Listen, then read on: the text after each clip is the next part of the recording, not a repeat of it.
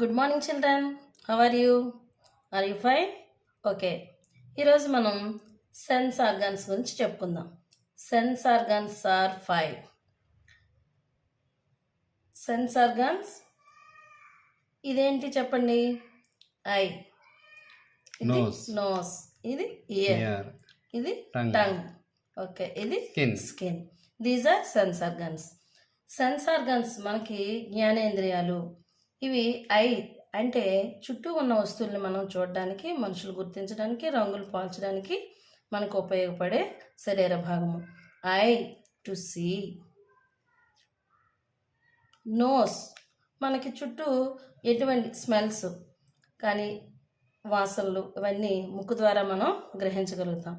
Nose to smell. Ear చెవి. చెవి ద్వారా మనం చుట్టూ జరిగే శబ్దాలని, ధ్వనుల్ని అన్నింటినీ మనం వినగలుగుతాం. Ear to hear.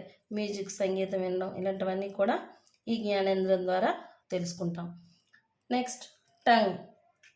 టంగ్ మనం నాలుగుతో అన్ని రుచులు, తీప, కారమ, పులుప, చేద అన్నీను చూస్తాం.